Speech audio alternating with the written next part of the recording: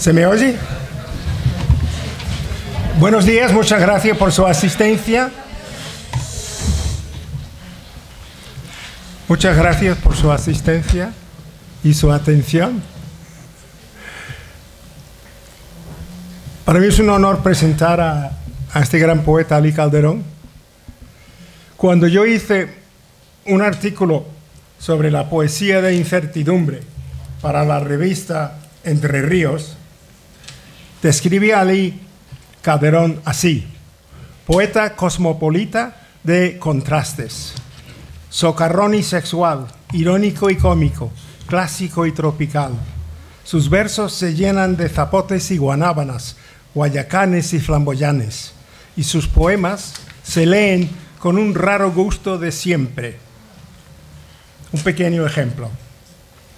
¿A quién darás hoy tus versos, infeliz Catulo? ¿Sobre qué muslos posarás la mirada? ¿Qué cintura rodeará tu brazo? ¿Cuáles pezones y cuáles labios habrás de morder inagotable hasta el hastío? Termina ya la dolorosa pantomima, fue siempre lesbia. Vaya serie de preguntas retóricas, ¿no? Al más rancio estilo de Marcial. Señores, es un honor presentar a un gran poeta cuyo pasado y cuyo futuro nada tienen de incertidumbre. Solo el título de este grupo panhispánico de raro talento y gran trabajo. Alí Calderón es autor de muchos libros y antólogo de otros, motor y editor del gran Círculo de Poesía en México, donde estuvimos, por cierto, hace un par de semanas en otro gran congreso. Un hombre que se dedica, en sus propias palabras, 24/7 a la poesía, como poeta, crítico y autor. Alí Calderón. Muchas gracias, Allen. Muchas gracias a todos ustedes por estar aquí. Yo creo que es importante decir que estamos en Granada y que esta es una de las capitales de la poesía en español, ¿no? La importancia de Granada es central en la actual poesía en lengua española. Eso me parece que es importante decirlo.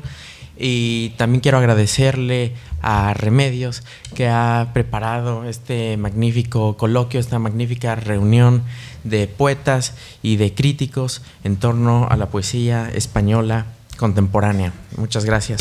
Yo voy a hablar sobre poesía ante la incertidumbre, sobre un grupo de poetas, sobre una suerte de tendencia en la poesía contemporánea. Y quiero comenzar hablando de que posiblemente para cualquier poeta, para cualquier autor que esté comenzando a escribir versos, la palabra más importante es la palabra tradición. La palabra tradición. ¿Qué es la tradición? La tradición fundamentalmente es una suma de experiencias poéticas. Un autor, cuando comienza a escribir poemas, no escribe de la nada. ¿Qué sucede? Tiene que aprender lo que Pierre Bourdieu llama la institución, es decir, los estilos, las técnicas, los temas, los motivos que han hecho todos los autores a lo largo del tiempo, porque siempre escribir en el presente es un compromiso superior. ¿Por qué es superior? Porque para un poeta normalmente no vale la ingenuidad. Un autor casi siempre está tomando formas de decir las cosas que han existido antes. ¿Y qué hace? Las actualiza. Por eso la idea de la tradición como una suma de experiencias técnicas, de experiencias técnicas y de motivos es fundamental. Cada grupo literario, cada autor, cada momento de la historia tiene siempre el compromiso de construir o de reconstruir su tradición. Eso ha pasado en todas las épocas, en todas las socioculturas. Si nosotros pensáramos en la actual poesía en español, si tratáramos de reconfigurar el momento estético, la tradición del momento estético por el que estamos atravesando, pensaríamos varias cosas. La primera de ellas es que cada vez, me parece a mí, a pesar del coloquio en el que nos encontramos, me parece que es menos válido hablar de una poesía española, una poesía mexicana, una poesía chilena, y que es mucho más preciso comenzar a hablar de una poesía panhispánica, una poesía que incorpore, que vincule los distintos saberes, las distintas experiencias de la tradición española, mexicana, chilena, argentina, incluso los africanos que escriben en español, para construir una gran poesía panhispánica. Esto es posible gracias, por ejemplo, a todos los trabajos que hay durante el siglo XX. Si nosotros pensamos en la tradición del siglo pasado, vamos a ver que Darío, después de haber vivido en Chile, en Argentina, viene a España y comienza todo ese gran movimiento del modernismo. Después, es decir, hay un conocimiento de ida y vuelta de lo hispánico. Muchos poetas del modernismo vienen a vivir a España, por ejemplo, y es uno de los grandes momentos, uno de los momentos de mayor brillo en nuestra lengua, en la poesía. Pienso, por ejemplo, que después, en la época de la vanguardia, poetas latinoamericanos como Vallejo, como Huidobro, como Neruda, no hubieran sido posibles sin la presencia de España. La generación del 27 se nutrió del contacto con los latinoamericanos y viceversa. Había una relación absolutamente estrecha entre la poesía de ambas orillas del océano. En algún momento, que fue durante la Guerra Civil, el contacto se rompió. Quizás el Congreso de Escritores Antifascistas en Valencia fue el último momento de aquel encuentro, de aquel gran encuentro entre las poesías de ambas orillas del océano. Pienso, por ejemplo, que en aquel 1937 Octavio Paz se construyó. La presencia de Octavio Paz nace ahí. Octavio Paz, que había bebido de Cernuda, por ejemplo, muchísimo del contacto que había tenido con Alberti. Durante el franquismo, esa relación se rompió.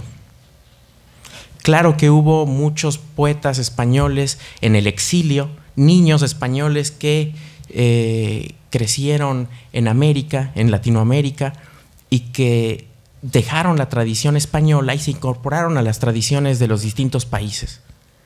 Nos nutrimos en Latinoamérica, especialmente en México, por este contacto. Muchísimos poetas que participaron de la literatura mexicana. Pero el franquismo, indudablemente, y quizás uno de los efectos más negativos en la poesía, en la literatura, fue que desvinculó a las dos tradiciones. Es decir, los españoles no leían a los latinoamericanos no estaban leyendo a los españoles. Había una separación. Quizás el último momento, posiblemente, de un intento de unir a las dos tradiciones fue con la antología Laurel, en la que había trabajado Octavio Paz y publicada en 1941. Fue el último intento de construir una tradición supranacional, que el español fuera la gran tradición de nuestra poesía, la lengua española. Después, pienso, por ejemplo, que durante los años 60, cuando en España está el florecimiento de la poesía social, donde el decoro es lo más importante para la poesía, ¿no? El decoro al modo horaciano quiere decir el poema bien hecho, por decirlo de algún modo. Cuando en España está privando eso en la poesía, ¿qué se está pensando en Latinoamérica? En Latinoamérica se está pensando en la experimentación radical. Es la época donde, por ejemplo, está apareciendo el nuevo barroco de José Lezama Lima. Es la época donde está el Oliverio Girondo más experimental. Es la época donde Octavio Paz piensa que la calidad literaria no está en el poema bien hecho, sino que la calidad literaria depende de la estética del cambio, de hacer poesía diferente, extraña, diversa, distinta. Es decir, la ruptura con la tradición. En esa época, pienso, por ejemplo, que Octavio Paz está pensando ciertas cosas. Dice, ¿qué es la poesía? Estamos hablando de 1965, cuando está hablando Paz de la nueva poesía. Y él dice, 1. Las obras modernas tienden más y más a convertirse en campos de experimentación abiertos a la acción del lector y a otros accidentes externos. Lo cual significa, ante todo, que la poesía no es intención. La poesía es accidente, la poesía no es intención. Hay detrás de todo esto, por supuesto, un diálogo con la vanguardia, porque la tradición latinoamericana se incorporó muchísimo con la vanguardia, trabajó muy de cerca con la vanguardia. Dice, pensando en Duchamp, dice, Duchamp va más allá, al destruir la noción misma de obra, pone el dedo en la llaga, el significado. Su cura fue radical, disolvió el significado. Lo cual significa, está pensando Paz eso en los 60s, que el poema no tiene por qué significar algo, que el poema no tiene por qué comunicar. El poema durante 2000 años, piensan todos los experimentales, siempre trata de decirnos algo, de comunicarnos algo, de ser epifánico. ¿Por qué tendríamos que seguir escribiendo una poesía que comunique? Entonces los latinoamericanos empiezan a experimentar muchísimo y el significado deja de ser importante. Es decir, se liberan de la cadena del sentido. Dice, dice Paz también, expuesta a la intervención del lector y a la acción calculada o involuntaria de otros elementos externos, también saca partido del azar y de sus leyes, provoca el accidente creador o destructor, convierte el acto poético en un juego, en una ceremonia, ¿no? Otra vez, la poesía sin intención. La intencionalidad no es importante en la poesía. Y finalmente, romper la idea del decoro. Dice Paz, hay que abrir las puertas del poema para que entren muchas palabras, formas, energías e ideas que la poética tradicional rechazaba. O sea, que hay una disputa y una lucha contra la tradición, contra lo que entendemos por un poema bien hecho. Este momento es muy importante porque se comienza a escribir en Latinoamérica una poesía bien diferente. Aparecen nuevas tendencias muy cercanas, por ejemplo, a la poesía norteamericana, con algo que se llama la language poetry, es decir, la poesía del lenguaje, donde lo importante es la sonoridad del idioma, el texto como superficie y donde el significado no importa. Imagínense ustedes que siempre decimos, hey, la poesía es súper difícil, súper complicada, no se le entiende. Y a veces esa poesía es coloquial. Bueno, pues esta gente en Latinoamérica estaba escribiendo una poesía absolutamente radical, otra, diferente, distinta, sin sentido, atentando contra el sentido. Este posiblemente es el momento de mayor separación. Nunca había estado tan separada España y Latinoamérica en la poesía, jamás. ¿Por qué? Pienso, por ejemplo, en los años 80. Durante los años 80, cuando España está dominada y deslumbrada por la poesía de la experiencia, que es una poesía de corte meditativo, una poesía que se vincula con la anécdota. ¿Qué está sucediendo y qué domina Latinoamérica? La poesía que se llama del neobarroco, donde los valores fundamentales son que debe desaparecer el yo. Debe desaparecer el yo, es decir, que el sujeto de la enunciación desaparezca y se vaya detrás del poema, que no sabemos quién esté hablando, por ejemplo, donde el valor fundamental de la poesía es generar la confusión, la desorientación y sobre todo construir poemas que no parezcan poemas, literatura que no parezca literatura. Dicho de otro modo, ¿qué se está intentando? Romper los códigos de género de la literatura. Es la época, también creo yo, donde se producen los 3 libros más importantes que ha dado la poesía en español durante los últimos años, que deben ser, me parece a mí, Habitaciones separadas de Luis García Montero, Alambres del argentino Néstor Perlonguer y Cuadernos contra el ángel de Efraín Bartolomé. Es esta época. ¿Qué sucedió después? ¿Qué sucedió después de los años 80? Pues la poesía fue siempre caminando en 2 tendencias, en 2 caminos fundamentales. Una poesía coloquial, en España y en Latinoamérica también, coloquial. ¿Y cuál era la idea de la poesía coloquial? Era una poesía que, como dice el crítico Gabriel Said, una poesía que sí se entienda, una poesía fácil, sencilla, que sí se entienda, una poesía acaso mesiánica en el sentido de que deba llegar a la gente, cambiar la vida de la gente, concientizar a la gente. Y es una poesía que fue echada adelante en Latinoamérica, pienso por ejemplo, desde Cuba. Es una poesía que después de la Revolución Cubana, desde Casa de América con Fernández Retamar, se lanza para que vaya al encuentro de la gente. Y pienso entonces en los múltiples talleres de Ernesto Cardenal en Nicaragua, dados a pescadores, a campesinos. Es decir, había una voluntad de que la poesía fuera el principio de una, digamos, revolución ideológica, una revolución de pensamiento que degenerara en una revolución. Una poesía fácil, poesía que así se entienda. Los críticos norteamericanos, como Charles Bernstein, a este tipo de poesía le llamaron una poesía absorbente, que puedas entender, de la cual puedas hacer sentido. Por otro lado, estaba esta poesía neobarroca que va a degenerar en un cuestionamiento radical del ejercicio de la poesía. ¿Qué era lo más prestigioso en Latinoamérica? Una antología que se publicó en 1996 que se llamó El Medusario, donde estaba gente como el poeta cubano José Coser, como el argentino Néstor Perlonger, como el uruguayo Roberto Echavarren, el uruguayo Eduardo Milán. Y entonces ellos tratan de desestabilizar la idea que tenemos de poesía. Y esto degeneró en qué cosas, en que la poesía se convierta en una especie de un no sé qué lingüístico que da origen a un no sé qué literario. Es decir, romper totalmente, quebrantar nuestras nociones, nuestra expectativa de lo que es un poema.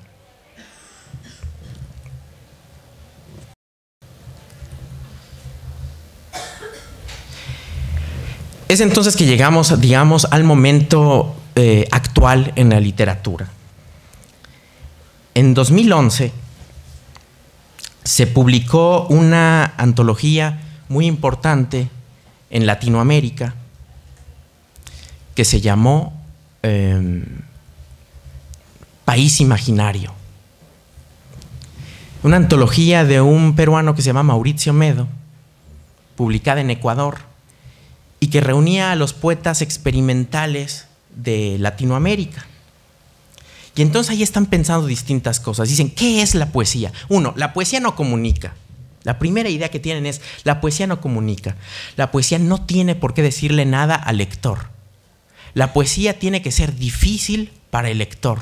Debe generarle un reto intelectual.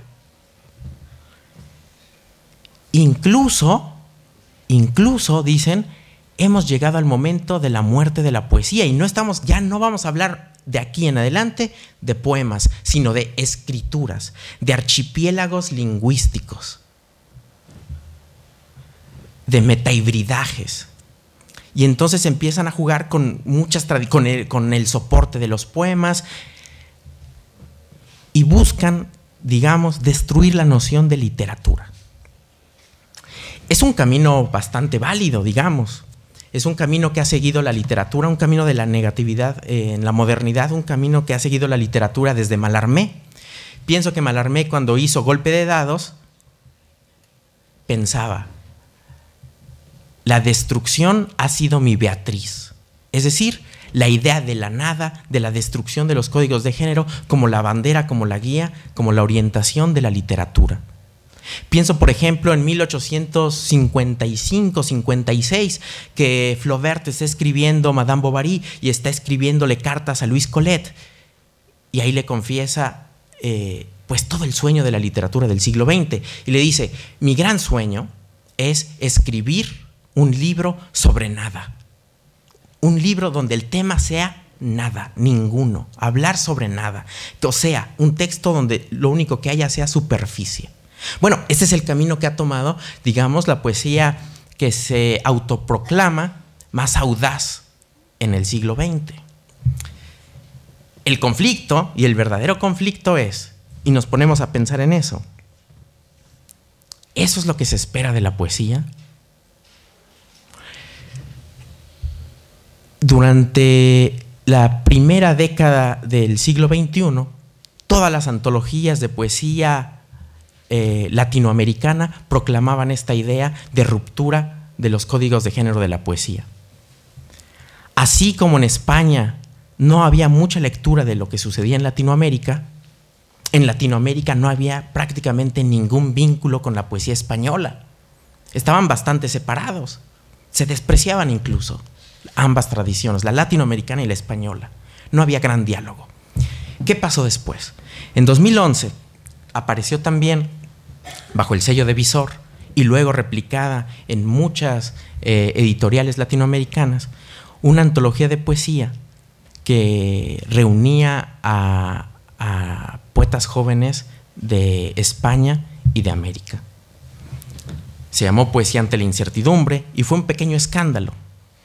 ¿Por qué fue un escándalo? Fue una antología que propuso un prólogo escandaloso al modo de Marinetti. Marinetti, desde la época de las vanguardias, pensó que un prólogo, no un prólogo, que un manifiesto tenía que ser irritante, que un manifiesto tenía que irritar, tenía que molestar a los lectores, tenía que alterar el horizonte de expectativas. Entonces, ¿qué decía?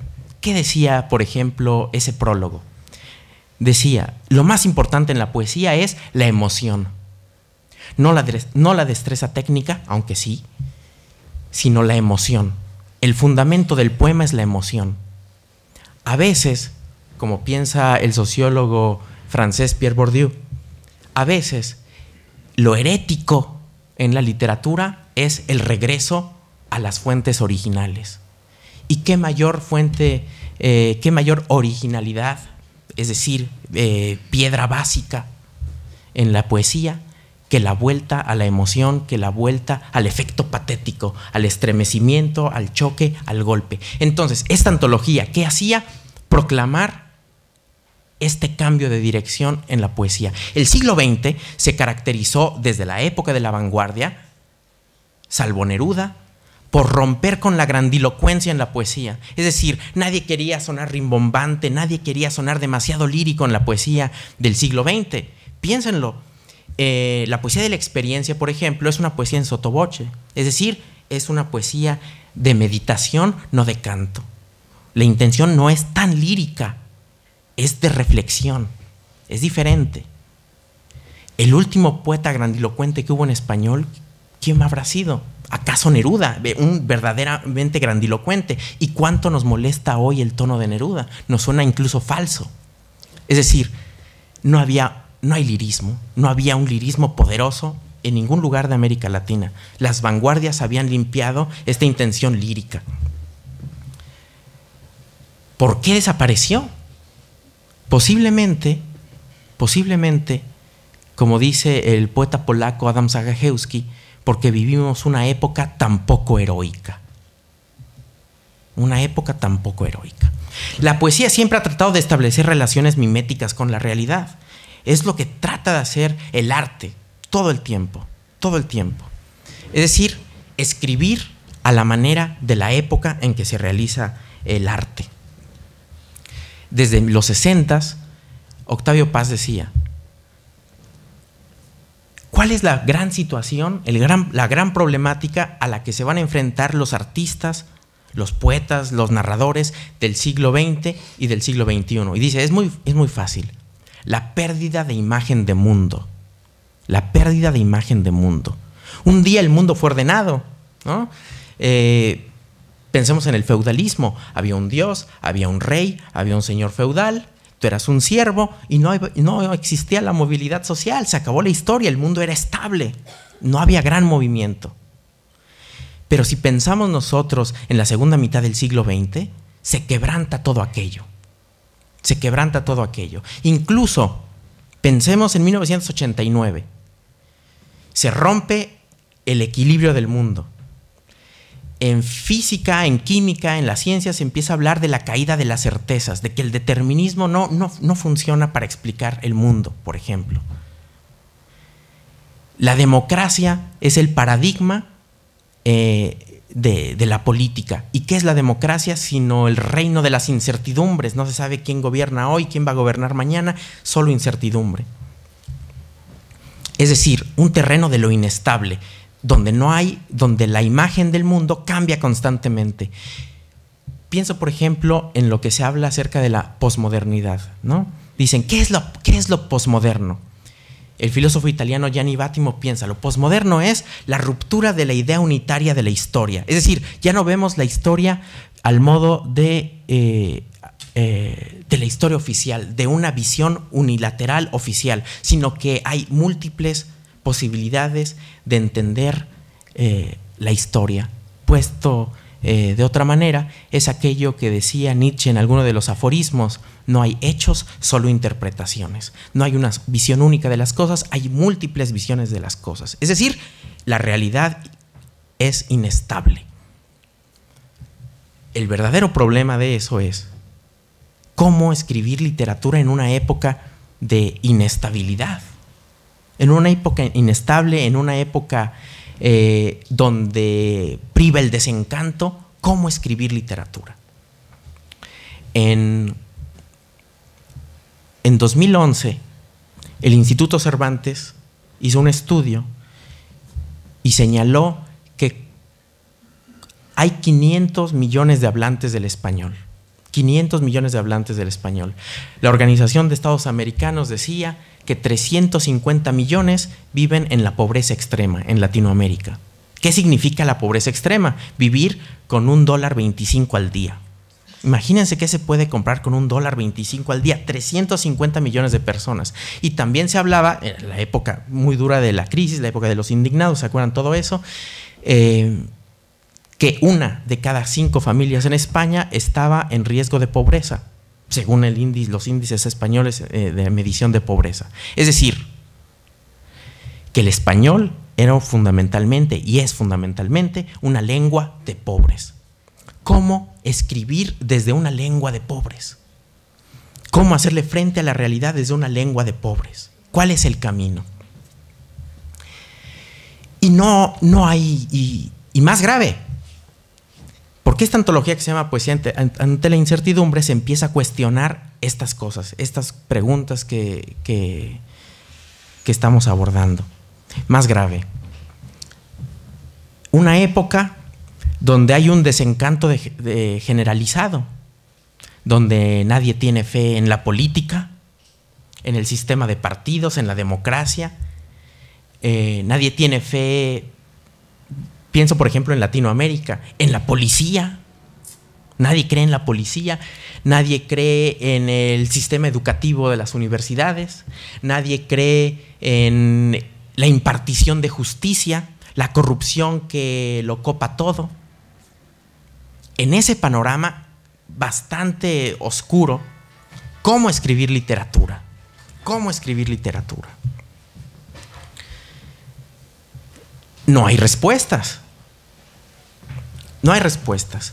Pero sí dudas, sí acercamientos. ¿Qué trataba de hacer esta antología fundamentalmente? Volver al yo. Y esto no era tan sencillo, volver al yo en una época donde el yo está bastante desprestigiado, donde se dice, claro, la poesía toda la vida ha funcionado en torno a lo que piensa un sujeto egocéntrico, lo que sufre, lo que siente, etcétera, etcétera.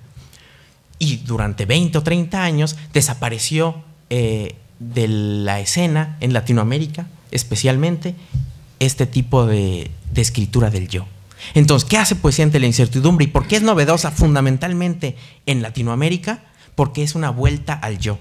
Pensemos que es una antología que se publica en España en 2011, pero también se publica en México, y en El Salvador, y en Nicaragua, y en Colombia, y en Argentina, y en Chile, y luego en Estados Unidos, y también se publica en Italia. Y posiblemente nunca ha habido una antología, miren lo que estoy diciendo, posiblemente nunca ha habido una antología tan leída en América Latina. ¿Qué hacía esta vuelta al yo? ¿Qué más hacía? Reunir y recuperar, amalgamar la tradición de la poesía de España y la tradición de los distintos países de Latinoamérica. Era algo súper novedoso. Algo tan sencillo como eso era novedoso. No se conocían los poetas de ambas orillas del océano. Por eso, cuando José Emilio Pacheco reseñó la antología Poesía ante la incertidumbre, dijo algo que posiblemente suena excesivo. Y dijo, el mayor encuentro de poesía transatlántica desde la época del modernismo. Eso es impresionante, eso nunca había pasado durante prácticamente todo el siglo XX. Desapareció el contacto. ¿Y qué hizo la antología? Reunir el contacto. Y en lo estético, ¿por qué pugnaba? Por la vuelta al yo. En Latinoamérica, donde estaba bastante desprestigiado el yo. También seguía la idea de la emoción, de que el poema tiene que, si no comunicar, sí crear sentido, sí construir sentido. Y también cercano a la idea del poeta mexicano Ramón López Velarde, que pensaba: deseo expulsar de mí cualquiera sílaba, cualquiera palabra que no nazca de la combustión de mis huesos. Es decir, que la poesía debe ser fundamentalmente emoción, vértigo. En esta definición que hace Mark Strand de la poesía lírica, ¿qué es la poesía lírica? La urgencia interior. En una época donde todos desconfiamos del lirismo, esta antología vuelve al lirismo. Pienso, por ejemplo, en un verso de un poeta español muy joven, nacido en 1986, catalán, Unai Velasco. Y dice Unai Velasco: encuentro lo lírico en una lata de aceitunas. Es decir, es un rechazo a lo lírico totalmente, a esa grandilocuencia. Y Poesía ante la incertidumbre, que no era grandilocuente, sí tenía la intención de volver al lirismo. Y quizás eso es lo más significativo. Y a mí me gustaría leer, por ejemplo, algunos poemas, 2 o 3 poemas de la antología. Algo que caracterizaba a los poetas españoles que estaban incluidos en este libro, que es Raquel Anceros, Fernando Valverde, Daniel Rodríguez Moya, era su vínculo y su interés por lo latinoamericano. Y también a los latinoamericanos su interés por lo español. Pienso, por ejemplo, en un poema de Daniel Rodríguez Moya, Managua, Plaza de la Revolución. Leo 2 o 3 poemas.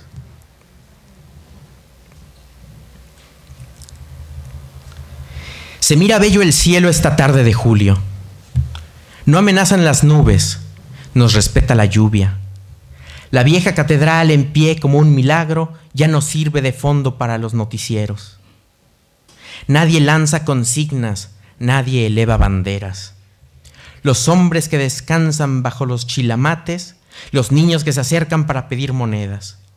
El calor y los buses amarillos, el vendedor de fresco en la parada, los taxis sempiternos con paciencia de siglos.